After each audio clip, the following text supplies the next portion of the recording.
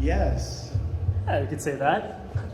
Or we have people real estate investors who spend their money on real estate don't have enough money to buy their own bags.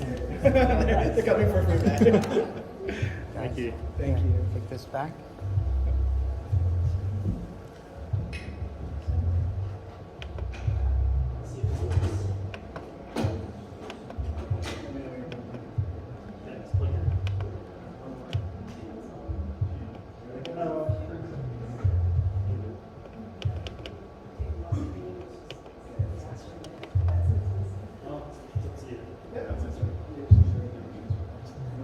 Is there even any assessment?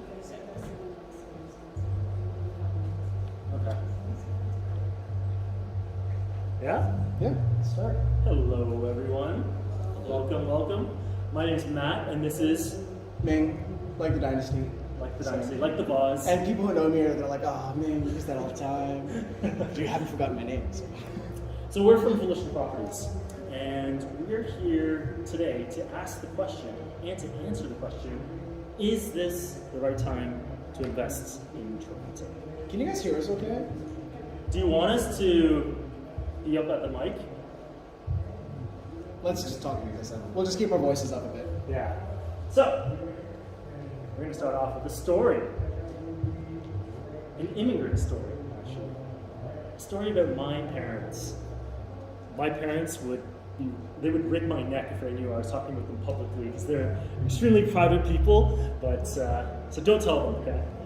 But this is Mama and Papa Lee. Mama and Papa Lee, they were immigrants to Canada over 50 years ago. They settled in a small town called Belleville, which is a town of 37,000 people near Kingston, and that's where I was born and raised. So Mama and Papa Lee, just like many immigrants, worked hard, put their heads down, scraped their pennies together, and managed to buy a few properties. They bought 4 single-family homes as investment properties. Sounds like a great ending, right? Sounds like a great story? Not quite. It was a terrible experience for them.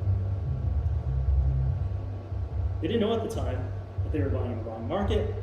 They weren't thinking about things like tenant profiles. As a kid, I remember driving around with my parents and chasing these tenants down for rent. They weren't paying their rent. These guys would rather spend their money on beer and weed than pay rent. And on tenant turnover, they were trashing the place. It was a terrible experience for them. And it led them to pull out their hair. This is why they're going prematurely bald. Right? And here's the funny thing. History has a way of repeating itself.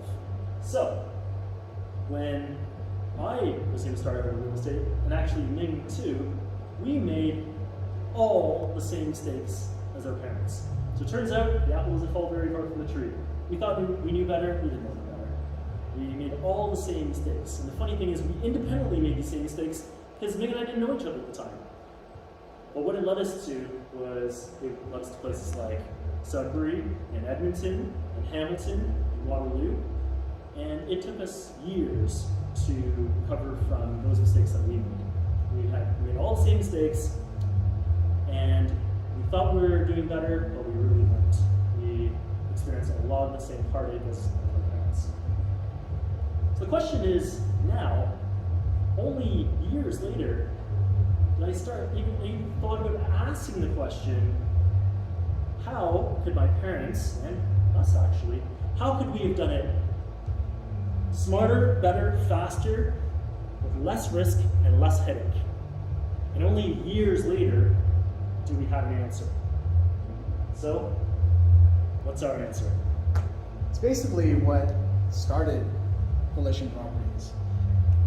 We went through all these challenges and mistakes ourselves, investing in smaller towns, investing in places like Toronto. The things that we learned are the precipice for the company. Can you hear Ming in the back? Yeah. So we pride ourselves at taking a more sophisticated and more holistic view when it comes to real estate investing. If you're new to real estate investing, a lot of times it's very singularly focused. Oh, you're going to get awesome cash flow. Oh, you're going to get great appreciation. But that's half the story. You really need to look at everything. And that's what we try to do, take a holistic view of things. And it's won us a bunch of accolades over the years. We're in publications, we've helped thousands of investors through this journey. We're in HGTV right now, a bunch of articles. Good job, Matt, he writes those. So, you know, it's been good for us. What is Volition exactly? Well, let's start with what we're not. We're not here to sell your stuff, right? We're not, we don't have a development we're trying to pitch. We don't have a REIT we're trying to get you to buy in. There's no fund for us, there's no mortgage we want you to invest in. We're primarily real estate agents, but as you guys, I'm sure, are well aware, there's like 60,000 real estate agents in the city. You probably know 5, 10, 15, 20 real estate agents yourself. If we are not providing better service, better value, higher level of education, what's going to separate us from the pack? So that's what we are. We have 4 pillars of Volition. So first thing is advisory, and that's really what we're doing right now. Actually, usually in groups about 4 or 5 times the size, we're teaching people how to invest in real estate. Risk mitigation strategies is one of the things we'll go through today, but going through all the different elements of things you need to learn. We do realty, actually executing against these strategies. So like, okay, we figured out that you need to buy 1 condo. After 1 condo, you're going to sell that condo, or maybe refinance it to get a triplex, to get you into land, blah, blah, blah. We get you to your financial goals using real estate. Oftentimes, you got to do renovations. I hate it. Good thing I don't run that division anymore. But you need the renovations to get to that space. And lastly, is community. It's actually the thing I'm most proud of in this company is the community. Half the people in this room are actually Volition clients. Like, I think every row has somebody who's worked with us actually in the past. So, you know, these are other investors helping each other because you can't learn, can't do everything yourself. This is not a solo journey when it comes to real estate investing. Leverage your network. So who are Matt and Ming? We're basically like these guys, right? We're like the property brothers, but we're like the Asian property brothers, right? There's some big numbers on there, and it's not to impress, but it's more to impress upon you guys that we're coming from a place of experience. This is my 22nd year now of real estate investing. I am middle-aged, even though I look like I'm not. So, you know, we've been doing this for a long time, and we're primarily now focused in Toronto. So let's get into the meat and potatoes of today, and that is time. You see it's an acronym up there. This comes from one of my favorite sayings. It's not about timing the market, it's about time in the market. Because real estate investing, actually any investing, should be a long-term game, not a short-term thing, right? So today we're going to talk about what is time, what the heck is this acronym. We're going to apply it to poor Matt's parents.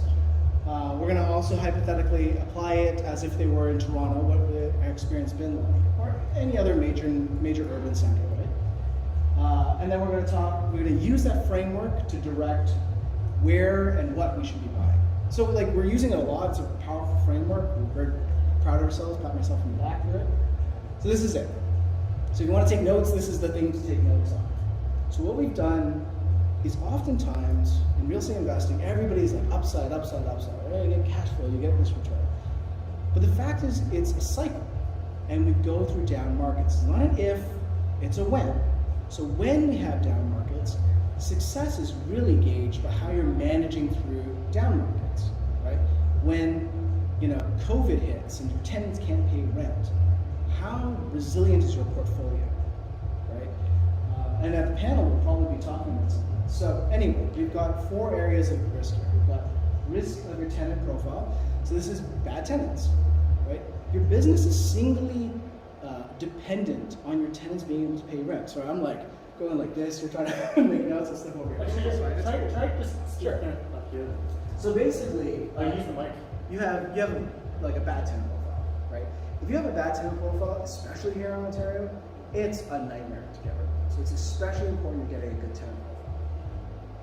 Next risk here, we've got the investment model risk. And this is the risk of applying the wrong or mismatched business model for your investment property. Every property has a different investment model that works for it. Every city has different investment models that work for it. It's not universally applicable. You have to make sure that you're a local expert and you're using the right one. Next thing we've got here is market risk. And this is the risk inherent with the market that you're investing in. Is it single company dependent? Like, I don't know, is it depend on the auto industry? If the auto industry goes down, are your returns wiped out? Is it depend on the oil industry? And when oil prices drop, are you wiped out? What is the resiliency in the market that you're investing in? And the last one is estate risk.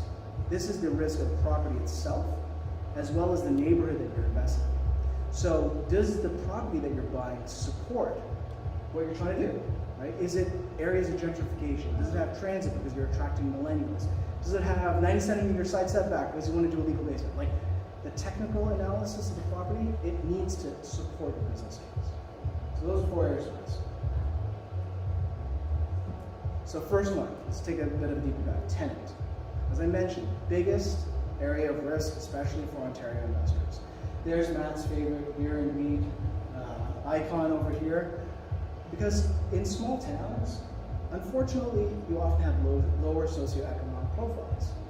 And while I am a strong believer in things like affordable housing, I don't want to rent to somebody who's going to buy beer and weed before paying rent. I want somebody like myself. When I was, in my 20s, fresh out of university, I would not even think about not paying my bills. I would be eating instant noodles and cheap dollar pizza so that way I can make rent. And those are the people I want to rent to. I don't want the people who are like, whatever, this is my 4th rent, not paid notice, and just let it slide. We're responsible individuals. 2 or 3 years out of university, 60 to 80K, they're making. They're working in tech, finance, some of the high-paying, information-based jobs. That's what we're looking for. And we want people in their 20s and in their 30s. I'm not going to ask the audience because I know half of you know the answer because you're our clients. But why would we want somebody that is in that 20s and 30s range who's transient versus like a lifer? Any guesses? It's a turnover. Exactly. We want some turnover. We don't believe in underhanded stuff like rent evictions or like moving in a family member to get a tenant out. We want people who are naturally turning over. In your 20s and 30s, that's life. You're having a girlfriend, a boyfriend, your roommate, gets a new job somewhere else. People are naturally turning over. It allows you to bring back up to market rents. Because right now, we're rent control for the most part, right? Most of our properties are rent control. 1%, 2% increases. Well, the market is seeing like 10% increases. You don't want to be that person who's missing out on all those increases. Get a tenant profile that's turning over.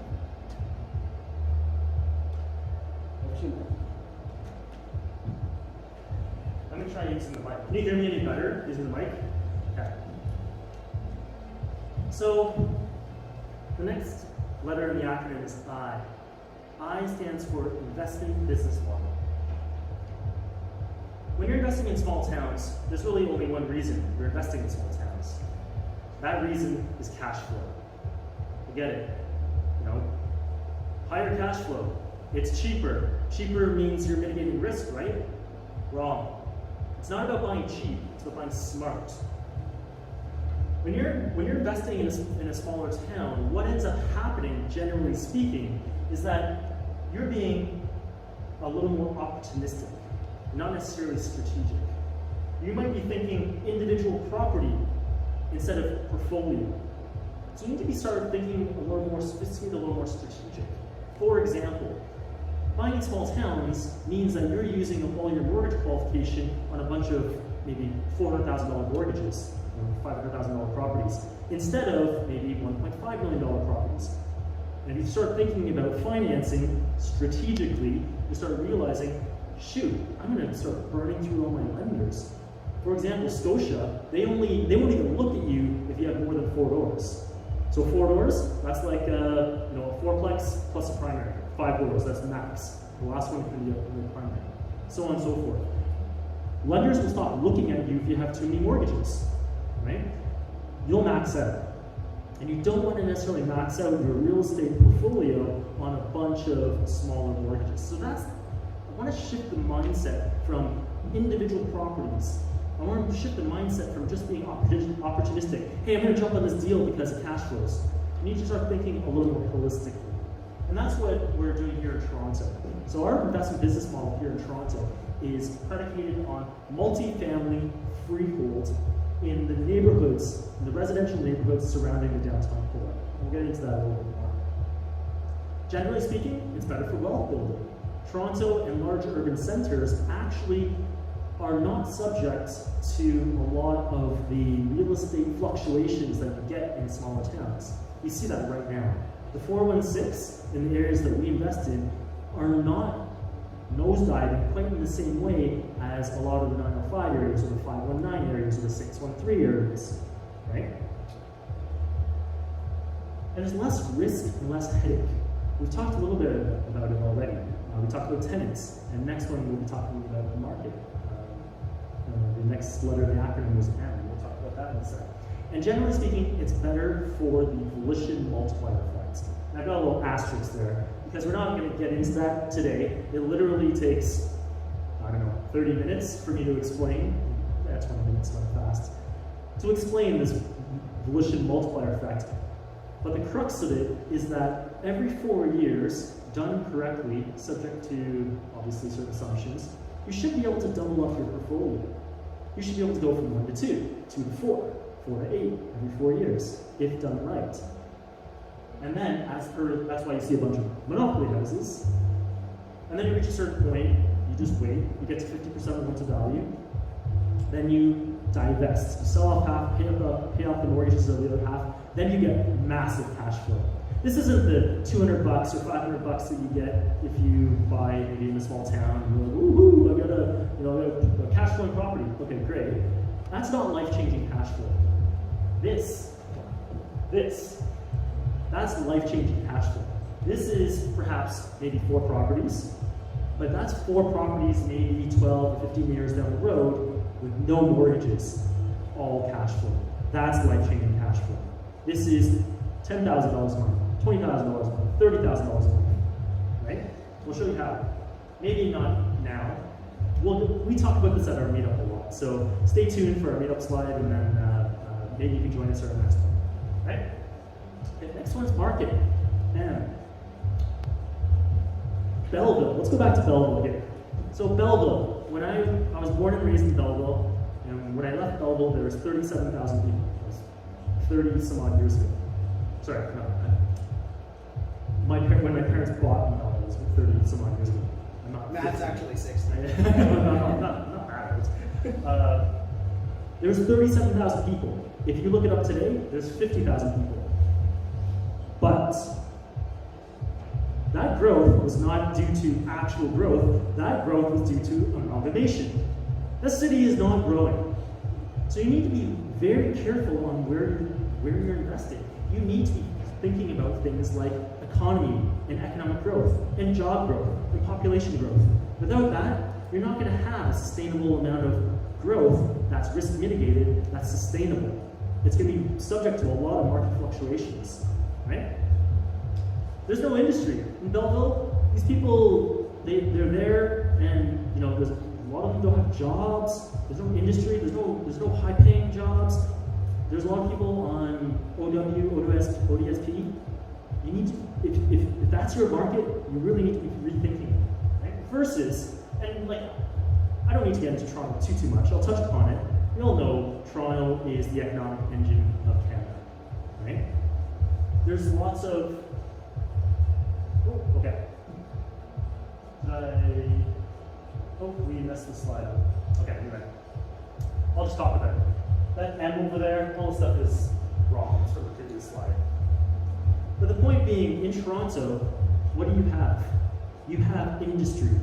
You have a diverse economy. It's not tied to a single employer or a single industry like oil and gas or auto manufacturing. In fact, if you look at the trending for economic growth, it's about professional services. It's about finance, healthcare, consulting, and accounting, and banking, and finance, and tech. It's not about sawmills and all that stuff that was important 50 or 100 years ago. We need to be looking toward the future. And that's what's happening here in Toronto. That's why head offices come here.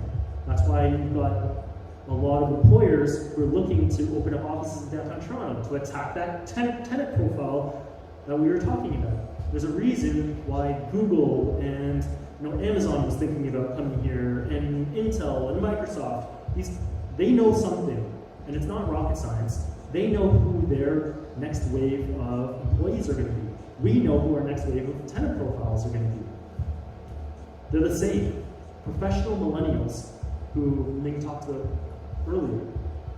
So Toronto ends up, because it's an urban center, it's not subject to a lot of those fluctuations. And Toronto is a growing market. Think about immigration. You have 400,000 immigrants come to Canada every year, and just under half, call it 150,000, come to Toronto every year. That's an insane amount of growth. If you look at Toronto, GTA, we're currently at about 6.7 million people. Multiply that by 20 years. In 20 years, we're expecting the population of Toronto to be 9.75 million. That's 3 million people. That's an insane amount of growth. That's like 50% growth. Just look at immigration. Immigration fills that quota. 150,000 people every year come to GTA, right? Anyway, the point being, downtown, you don't have to look at the slide too much, but downtown, generally speaking, outpaces Toronto. Toronto outpaces Ontario. Ontario outpaces Canada. Toronto is the economic engine of Canada, right? Your tenant profile, highly skilled, highly educated, young population. Downtown growth is outpacing the suburbs. All these things are talking about the same thing. Downtown population looking to double in the next 20 years. Downtown accounting for 51% of the GDP of Toronto, and 1/3 of the jobs, and accounts for 3% of the land mass, right? Highly concentrated. Big tech opening up offices. Anyway, we all know this about Toronto, so I don't need to get into it too much. But let's switch gears now and talk about state. E stands for state. So this is the actual property itself. This is the actual neighborhood itself. So yes, absolutely. Every city has a nice neighborhood and it has nice properties. That's not what we're talking about. Belleville has nice properties, nice neighborhoods, right? That doesn't necessarily mean that they're good investable neighborhoods, though, or good investable cities. In Toronto, we have a very, very specific business model. We know where and we know what. The where, we talked about it quickly, I'll get into this next slide. Where is going to be in the downtown residential neighborhoods surrounding the downtown core. What? We'll talk about that in a second. What I have listed there is all the technical stuff. You're not supposed to read it, but just know that there's a lot of technical stuff. So yes, in the neighborhood, we've been talking about, is it a gentrifying neighborhood? We have to think about distance to transit. We have to think about infrastructure developments and new transit developments. I think a couple of days ago, there was the Ontario line was being announced, or talking about it reaching the next stage or something like that. Right? Those are the things we need to be thinking about. Anybody know why we keep battling on about transit? Like, we talk about it's really important. So, our tenant profile, millennials and zennials, whatever they're called, they don't drive, right? Their driver's license applications are down almost 50% from the previous generation. They take public transit. I see your reaction. They take public transit and they Uber, right? So if you're not near public transit, and you're not somewhere an Uber driver wants to come to without charging you an upcharge, you're losing that tenant profile, right? So we're taking our tenant profile and working backwards. That's how we're getting to this point. The property itself, there's a bunch of technical elements. So as Ming was referring to, there's things like side setbacks and minimum ceiling heights and legal status and zoning and fire retrofit, and are there structural issues, are there separate entrances and all that stuff. So there's a lot of technical elements too to do with the actual property. We don't have time to get into all that, but we do, rest assured, we do talk about this. Volition heavily focuses on this stuff. Oh, and 99% of the properties, of the investment properties out there in Toronto don't make sense. So a lot of you, chatting with you beforehand or out there in the, near our booth, I say, oh, yeah, we help people invest in Toronto. First question, oh, does that mean you guys do condos? That's funny. It's a funny question because condos, we do condos when they make sense, but 99% of the time they don't make sense. 99.9% of the condos out there, if you were to go buy a condo right now, it is automatically cash flow negative at 80% loan to value. Doesn't matter. You don't tell me anything about the condo. Other than you bought it here in Toronto, I already know it's cash flow negative. So no, condos, generally speaking, don't always make sense. So that's just a quick answer for some of you. Right? I said I'd give you the answer later. So where and what? So where? Toronto is so freaking big. Where do you even start? We delivered a presentation a couple months ago at a meetup, and we said Toronto's next hottest neighborhood. And we looked it up. There are 156 neighborhoods in Toronto, right? How do I know whether Forest Hill is a great place to invest? Or Rosedale? Or neither are, so. Yeah. Or Ming's favorite, he's like, if you don't know the difference between High Park and Moss Park, you shouldn't be investing in it. I stole your thunder. No worries. It's all a different joke. This is the Rosetta Stone that literally unlocks the mystery of where to invest in Toronto. If you want to take a picture of something, this is the. This is proprietary. This is like 10 years of our experience investing with hundreds of different clients, understanding what makes sense to invest in the city. It's a complicated map because we're not graphic designers, but I'll let you talk about a bit more about it, Matt. But this is really all our learnings put into graphical form. This is much better than it was 6 months ago. Previously, I did this in Microsoft Paint, and it was it looked like Microsoft Paint. So now we've taken all of our learnings and we put it into Google Maps. Google Maps, this is now interactive. This is, you can click on it, you can learn about different neighborhoods, there's a grading associated with it, there's a description associated with it. So let me quickly do a quick walkthrough, right? So, black, stupidly expensive areas, right? So that's why you've got your Lee sides and your Young and Egg in there and all that stuff. That doesn't make any sense. Like a nice place to live, we're not talking about living, we're talking about investment.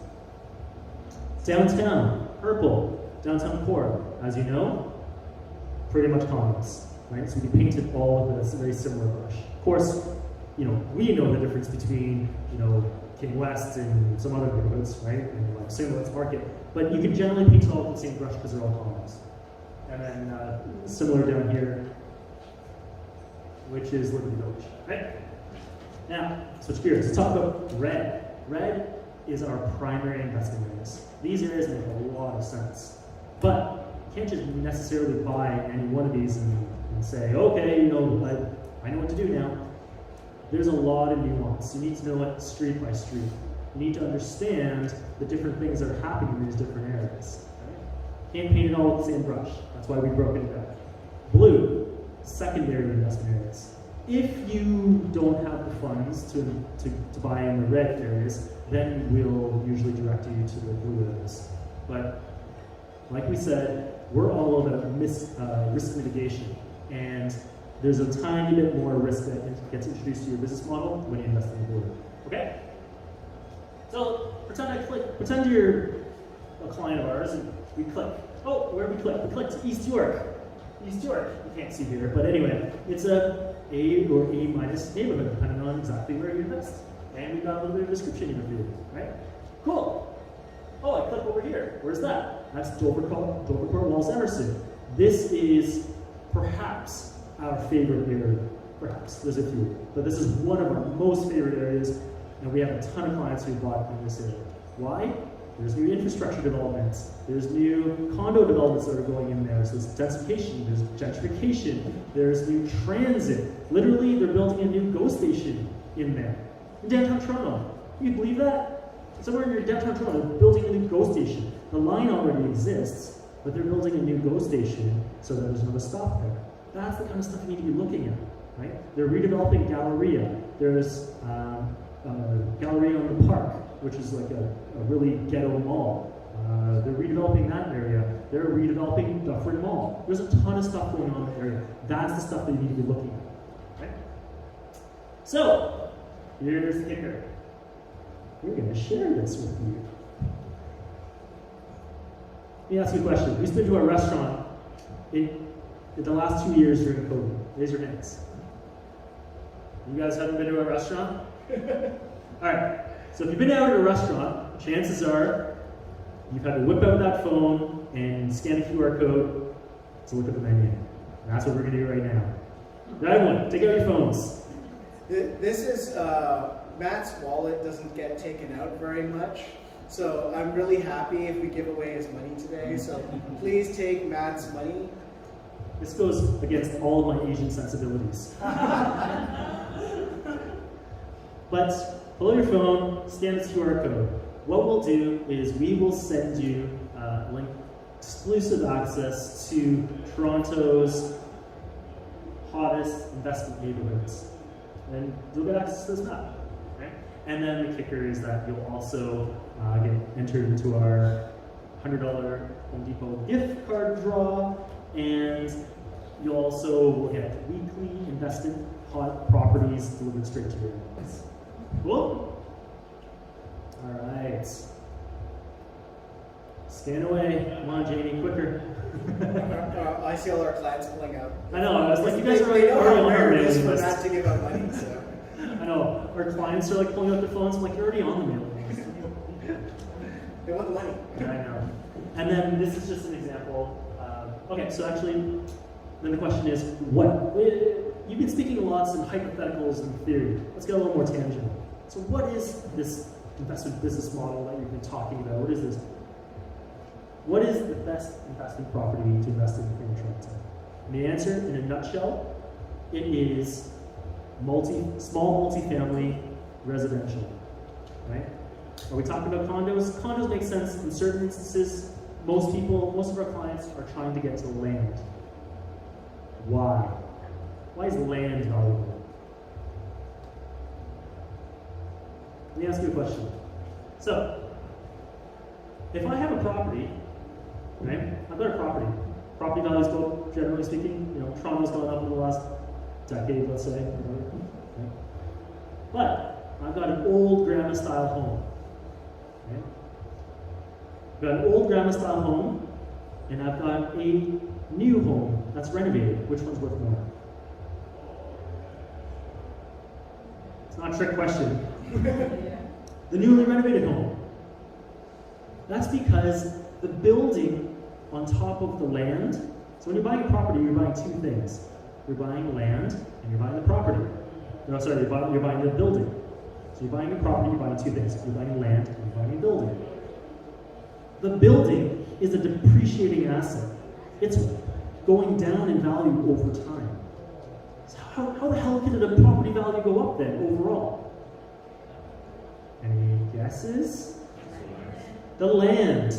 The land is where the value is, right? So coming back to that condo question, for example, right? When you own a condo, what do you own? This much land. You own a box in the sky, and you own fractional ownership of a small parcel of land. But if it's the land that's valuable, then how does the condo... Exactly. Condo, that's why condos don't necessarily make sense, right? So we want to own land.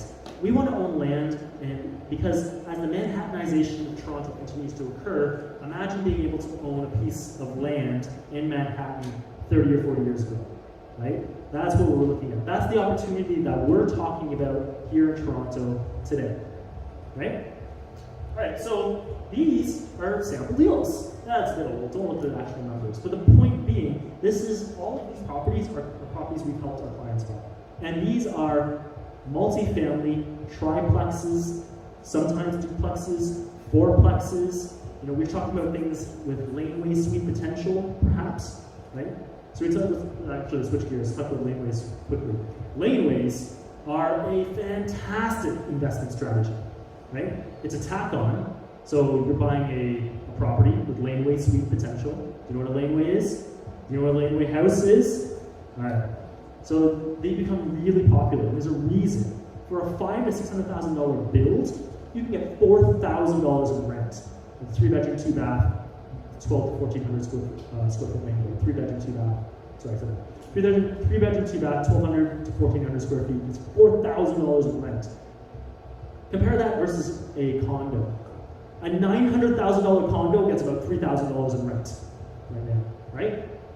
So just to kind of put it in perspective. So a small multifamily, so we're not talking about big apartment buildings, that's a completely different business model. We're talking about triplexes, fourplexes, duplexes, laneways.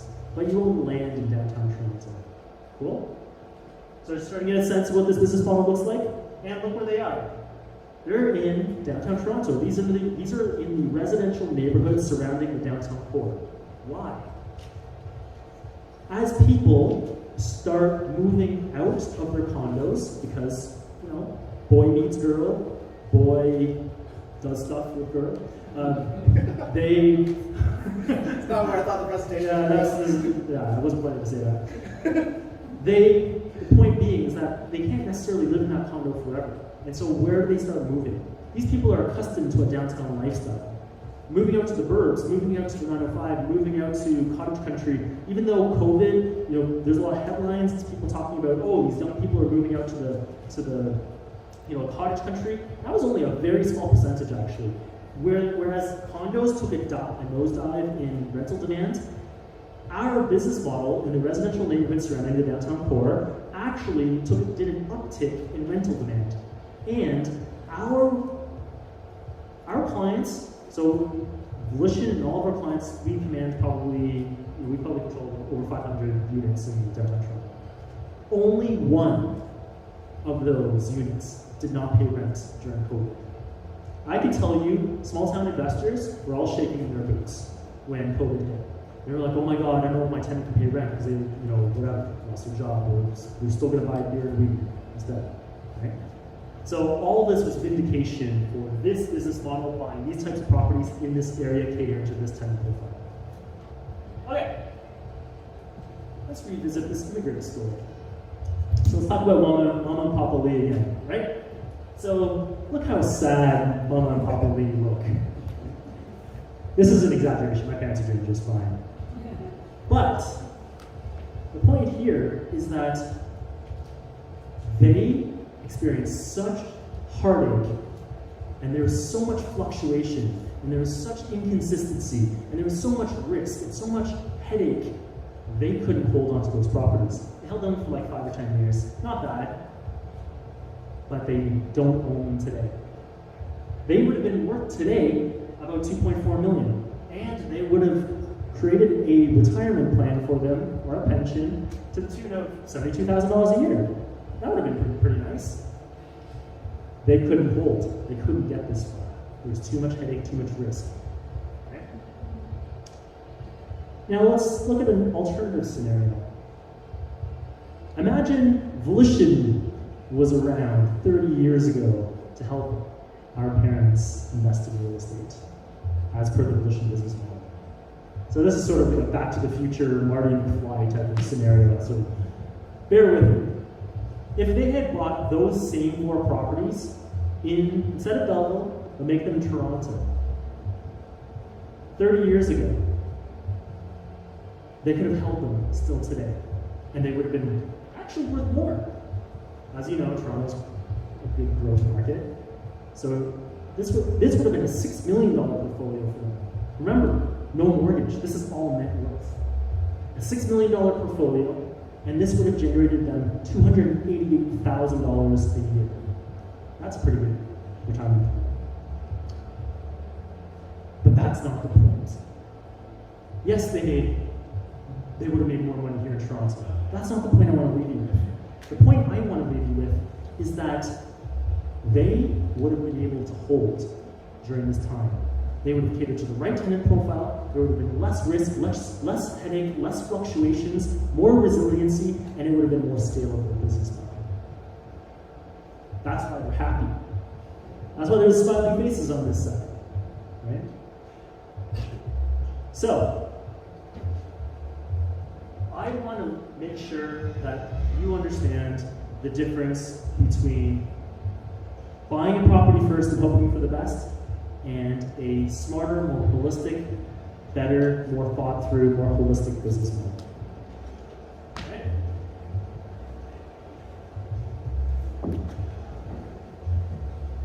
So if you have any investor experience, you're probably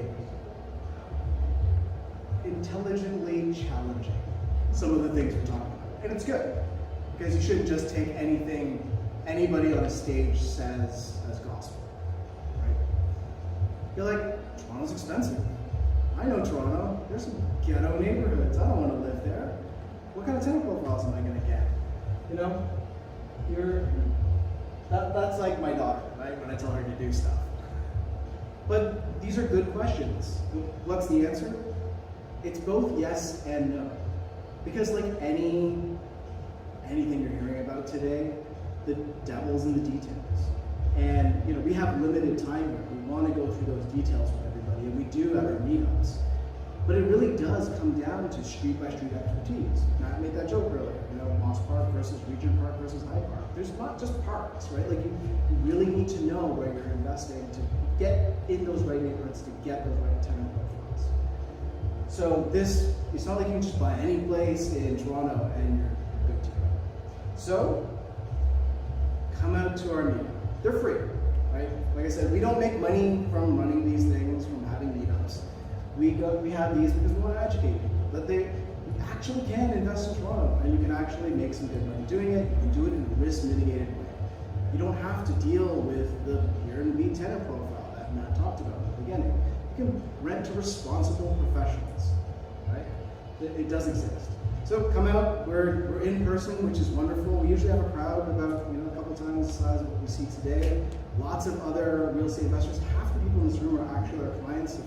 If you want to get the dirt on us, make sure that we're legit, turn to the person next to you. Likely they've already worked with us. So come out. Like I said, it's free. Just have a drink and eat some food. Support the local establishment because they don't charge us for it. So we want to make sure that they're starting to charge us. They're going to charge us for it, so they absolutely should be buying a drink. And otherwise our price would go up. But we run the largest real estate investment meetup group in Toronto. We have over 4,000 members. We're actually the second largest in Canada. So come out, network. You're going to see a lot of our clients out there, people who have actually done it as well. Yes. Right? So come out, we'll have a chat. And then Matt has like a bonus. Bonus. Oh, Matt, I remember your bonus. You're going to talk about the 65%. Oh, okay. Yeah. Okay. Bonus thing I'm going to talk about the meetup. I'm going to show you a sophisticated strategy on what our clients are using right now to boost cash flow by $500 without hardly lifting a finger. Let me repeat that. I'm going to show you a sophisticated strategy that our Volition clients use upon acquisition to boost cash flow by $500 without having to hardly lift a finger. It sounds scary, but you have to do some work.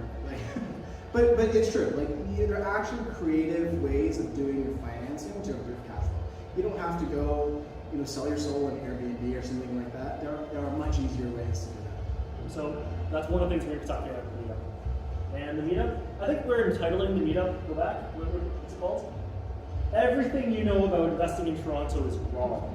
It's very clickbaity, isn't it? So we're going to try to teach you the right way. Okay. Yeah, we just want to challenge those assumptions. Yeah. And let's just put this back up here. If you didn't get a chance to take Matt's money, please go do that. If we don't get to give away his money today, I'll be very sad. So I'll leave this up here. You guys can scan it. Get a $100 gift card. Get into the draw. Yeah. And just a quick recap then. So we talked about today risk mitigation. It's not just about buying a property. It's about buying a property with a risk mitigation strategy. Okay? Using time. So using that framework that we talked about. It's a framework. You can apply it anywhere. It'll lead you to very similar answers, but you need to make sure that you're applying risk mitigation in your investment strategy. You're not just going for the upside. Everybody's a genius, and it's upside. How are you doing during downside? T.I.M.E, tenant, investor, business model, M market, E estate. Yep. Anything else you want to add to that? Well, lastly, we've got a booth, so if you want to talk more about this, drop by our booth. If you didn't get a chance to scan the QR code or you want to enter the draw and fill out a ballot instead, drop by booth. If you want Oh, actually, one of those triplexes that I was talking about, we do have available right now. One that is in a great neighborhood, attracts the right tenant profile, it's well priced, and got great upside potential. Come drop by the booth and we can send you some details. But yeah, come out to our next meetup. It's September 28th, so it's in a couple of weeks. It's in Leaside, so Bayview and Eglinton, it's on Lair. So it's in Toronto. There's parking, which everyone is very, very happy about. Because we used to run this in downtown Toronto, and then people would come out because they're like, ooh, I don't want to deal with the parking. So anyway, we've moved it for you guys. So there's parking now. Come out. You can meet other investors. You have to also realize investing is not a solo game. You need a team. You need to network with other people. And this is a great place to do it. All right. Cool. Thank you so much for your Thanks, attention. guys. If you have any questions, All right. The end. One.